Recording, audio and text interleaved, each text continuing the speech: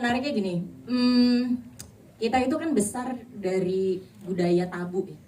Kalau waktu kita kecil kan dibilang, jangan duduk depan pintu, nanti ini, jangan keluar itu. Jadi ternyata mistis, horor itu sebenarnya udah ada di darah kita gitu. Semodern apa, kita tuh seneng banget nonton horor, denger horor dan segala macam.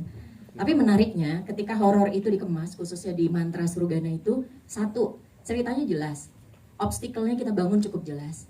Ketiga, kita ada tujuannya. Keempat, ada goal. Yang kelima itu selalu ada kebaikan. Dan film ini 5 ramuan itu yang kita coba hantarkan di sini. Mudah-mudahan cukup bisa diterima, dibawa pulang, dibicarakan, menjadi tontonan yang selalu diingat.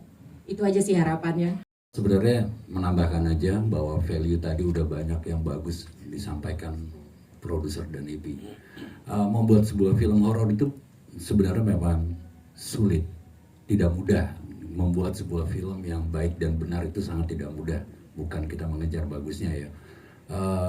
Dan semua ramuan tadi juga yang disampaikan Bu Ervina juga kita lakukan juga dari segi teknis, tahapan development kreatif dan bahkan sampai workshop dengan para talent. Menariknya juga kita semua ini punya energi yang baik, punya semangat yang membuat sebuah karya ini menjadi sebuah film horor yang tidak biasa gitu. Nah itu challenge yang kita bawa pada saat produksi dan alhamdulillah dengan kolaborasi yang baik, dengan macam-macam banget ininya ya tantangannya kita bisa lewati dengan baik dan semoga semangat ini juga ada di penonton film Indonesia ya, untuk semangat nonton film Mantra Surgana. Untuk karakter Arum sebenarnya mungkin singkat tapi dalam banget. Itu memang cukup berat ya gitu karena tadi seperti Rani yang bilang karakter Arum nih misterius tapi kayak terkucilkan gitu. Iya. Karena banyak background yang di belakang itu semua orang nggak lihat gitu. Jadi waktu syuting juga nggak kelihatan. Waktu kita dari reading pun itu udah dipupuk banget sih kita semua pemain benar-benar ngelakuin game, reading itu dalam banget. Jadi ketika waktu kita syuting pun berasa sih semua elemen yang ada di situ sangat-sangat membantu gitu. Jadi kayak direct dari Mas Sunu pun yang kayak udah luapin aja semua pokoknya ada trauma apapun itu yang di dalam yang pernah kamu rasain keluarin. Wow. Gitu. Jadi karena pasti aku yakin setiap orang punya trauma masing-masing. Iya. Kita nggak pernah tahu apa. Kadang kita nggak ceritain gitu. Tapi kalau lagi kebetulan wadahnya di sini kalau Rania di film. Jadi kadang yang mungkin orang nggak tahu di belakang apa tapi bisa jadi bumbu di sini. Yang paling aku ingat gitu, yang mungkin akan aku ingat terus itu make up-nya sih kebetulan ya. Iya sih. Karena kalau bisa kalau kalian tadi perhatikan itu benar-benar Surgana itu kayak setengah telanjang gitu ya. Itu disclaimer ya, itu semua prostetik semua. Itu prostetik semua. Itu make up-nya tuh bisa makan waktu 5-7 jam untuk mempersiapkan make up-nya aja tuh. Mempersiapkan Surgana gitu. Tepuk tangan dong, perjuangannya luar biasa ya. Tim make up kita keren banget. Iya. Itu yang paling akan aku ingat ya gitu. Itu dan Surgana ini nggak pernah ngomong pakai bahasa Indonesia. Itu dia. Itu yang paling sulit juga gitu. Ketika aku harus menghafalkan mantra-mantra atau berbicara aja gitu sama anak-anak ini. Kebetulan aku orang Jawa bukan orang Sunda. Itu udah susah banget. Kemudian ini Sundanya juga Sunda kuno. Itu sih tantangan yang gimana aku harus menghafal ini dan harus tahu artinya apa, aku ngomong apa, nggak boleh sembarang. Maksudnya kayak aku harus tahu dong itu kalimat artinya apa gitu. Sedangkan aku sama sekali buta tentang bahasa Sunda gitu. Ini jadi menambah ilmu juga buat aku gitu ketika proses ini. Anyway, Ael ini beneran penakut loh anaknya. Jadi ketika kita lagi take, dan itu diri kaget gitu, diri takut gitu, kayak jauh-jauh gitu. Ini beneran takut. Tapi yang sebenarnya seru dari tantri itu adalah tantri dapat menyaksikan semua masa-masa kelam mereka gitu. Iya. Jadi aku bisa tahu apa yang sebenarnya buat mereka menjadi seperti sekarang. Dan juga yang aku sangat suka dari film Mantra aja kali ya. karena di sini setiap pemain itu punya ceritanya masing-masing gitu. Jadi nggak cuma satu orang, nggak cuma 2 orang, tapi semua pemain di sini tuh ada cerita yang mereka sembunyikan gitu. Itu yang buat aku menarik gitu sih. Itu gimana tuh ngejaga tetap stabil terus konsisten? Itu ya karena emang aku dikasih ruang juga sama Mas Uno sih, dan enaknya juga Mas Uno tuh nggak membatasi kita buat bermain. Jadi Mas Uno itu membebaskan kita. Menurut kamu tantri itu seperti apa? Ya lakuin aja. Jadi nggak perlu aku harus mencari tahu kayak gimana. Tapi emang tantri itu sebagaimana ya kayak gitu. Dan susahnya semua sih sebenarnya, harus hafal mantra segala macam. harus berhadapan sama ini gitu, segala macam itu sebenarnya. Untuk karakter V ini sebenarnya seru-seru berat sih kalau menurut aku ya. Karena sebelum masuk ke set, memang aku dan Mas Uno tuh selalu discuss dulu kira-kira enaknya gimana nih. Karena karakter V ini kan sebenarnya dia tuh fragile banget. Nangis terus di semua scene. Tapi ya dia harus berani untuk menyelamatkan teman-temannya juga. Padahal dia sendiri juga takut nyawanya bakal diambil sama Surugana. Tapi dia berusaha untuk melewati semua yang dihantui ya. Maksudnya kan setiap scene tuh kayaknya V kedapatan duluan deh. Iya kan? Dia selalu dapat duluan, tapi dia juga yang mencoba untuk melindungi teman-temannya. Jadi menurut aku karakter V ini adalah karakter yang sebenarnya mirip sama aku juga, peduli banget teman-teman dan cengeng. Jadi dalam memerankan karakter V ini seru, berat, tapi dibantu sama teman-teman cast juga, karena dari reading kita udah bangun chemistry masing-masing sih. Gua ngerasa kayak udah sebenarnya dari intinya sama sih sama teman-teman lain ya, pokoknya dengan semua energi dan semua niat yang baik segala macam. Pokoknya intinya mungkin simpulkan dari karakter Mesa bahwa pada akhirnya bertahan kepada kebaikan itu adalah jalan yang lebih baik. Walaupun Mesa juga nggak punya alasan untuk berbuat baik sebenarnya.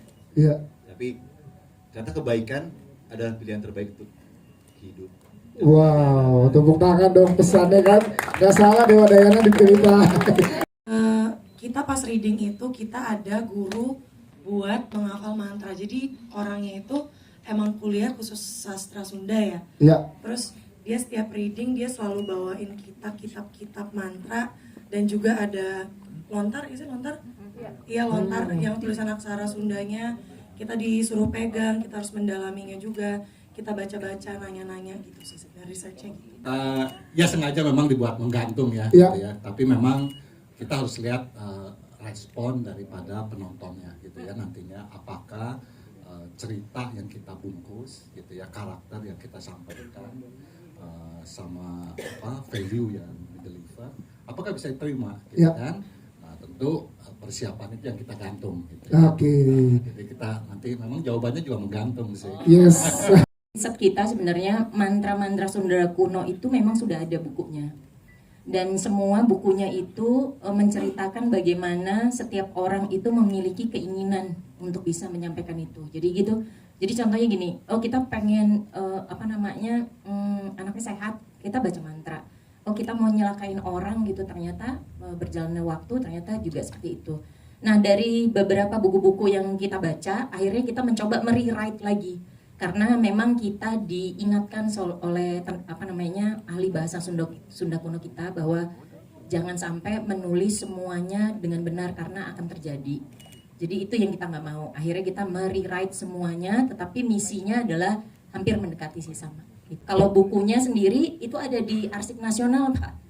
Sama di Museum Nasional juga ada lontarnya, semua simbol-simbol yang dilihat itu semuanya ada. Dan itu bisa teman-teman lihat di Museum Nasional juga. Nah nanti kalau di film itu kan bisa dilihat sebenarnya waktu Surugana ngobrol ya sama 4 anak ini, itu digabung antara Sunda kuno dan Sunda sekarang. Jadi bahasa conversation dan juga bahasa mantranya sendiri itu punya gap yang cukup jauh, hampir 100 tahun, 200 tahun. Cuman memang namanya Hurugana ya, Hurugana, dan memang bukan jenis ya, tapi dia memang yang suka kekacauan gitu, membuat kekacauan, dan itu udah sebelum peradaban Islam gitu menurut risetnya gitu. Jadi emang itu real ada. cuman kita bikin surgana gitu. Dan interpretasi secara bentuknya mendekati yang memang ke arah situ sih sebenarnya gitu. Itu yang di dalam sosial media di TikTok itu sebenarnya aku yang pas lagi bosen gitu, bukan emang. Dan tantri itu sebenarnya adalah Sita yang aku tuh paling suka diam, nggak suka ngobrol. Dan yang aku lakukan di TikTok itu adalah bukan setengah sih, cuman 2% dari diri aku aja gitu. Dan yang aku dan aku meranin tantri itu tantangannya mungkin nggak terlalu gimana, karena aku juga dibantu sama teman-teman yang lain sih, gitu sih sebenarnya. Cuma gitu Mas. Oke, siap. Aman ya Mas. Siap. Satu lagi ada di sini. Siap. Terus kalau bicara tentang bukunya, sebenarnya kita membuat mantranya itu adalah semirip mungkin niatannya ya, semirip mungkin seperti zaman dahulu ketika mereka mengutuk atau mau menyelakai orang. Itu kita semirip mungkin. Contohnya gini, kalau kita doakan, ya Tuhan berikanlah aku kesehatan contohnya. Ini sama, Tuhan yang widi gitu. Aku berikanlah gitu sakitku ini kepada si fulan gitu. Jadi hampir mirip gitu. Nah itu yang kita takutin. Karena apa? Karena di mantra itu sendiri semuanya itu tentang kutukan. Jadi itu kutukan yang kita sendiri aja waktu bikin kita juga kesurupan kali ya Sun. Ini beneran kita nulis 4 hari 4 malam di kantor khusus untuk bikin mantra. Kebetulan yang nulis mantra saya. Jadi ketika kita lagi buat mantra, saya bilang sama Pak Sunu, sama Mas Radit, sama Bu Dita, kita break bentar ya, aku pengen keluar sebentar ke teras depan. Baru nyalain rokok, kepengen ngerokok, udah lama gak ngerokok, nyalain gini, ting, ya udah di depan kita begini. Astagfirullahaladzim. Saya bilang, astagfirullahaladzim gitu. Akhirnya pas masuk, entah tuh Sunu tuh yang bantuin. Saya udah gak tahu lagi tuh apa kenapa. Si Radit juga, aduh gue gak percaya, kok sekarang jadi percaya, gue jadi begini. Disebut mulu sih, niatnya jahat sih gitu. Makanya kita setiap mau nulis, bismillahirrahmanirrahim. Karena takut sendiri, karena bener ya, karena gini secara psikologisnya kan kalau kita mengulang sesuatu, itu kan kejadian ya. Karena itu adalah doa gitu, baik itu buruk maupun baik. Makanya apapun yang kita lakukan niatnya tadinya baik. Pokoknya baik dan baik dan baik, walaupun untuk kepentingan film gimana caranya kita bikin agak seru gitu. Itu aja sih kalau pengalamannya Mak. Dengan judul Mantra Surgana yang sama.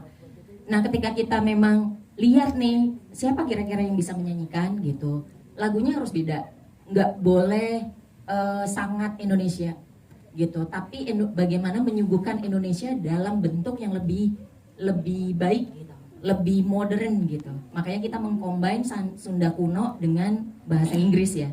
Akhirnya liriknya pun menarik banget. Yang di lagu itu adalah mantra yang memang ada di film gitu. Nah sedangkan yang dilakukan di bahasa Inggrisnya itu adalah cerita keseluruhan dari film, bahwa hidup itu bagaikan mimpi yang selalu dikejar-kejar gitu, nggak akan pernah selesai deh kalau seandainya bla bla bla gitu. Nah ternyata pas kita lagi cari penyanyinya, kita lihat subhanallah pas kita ngelihat si Sarah Fajira, kok ini anak spooky banget ya gitu.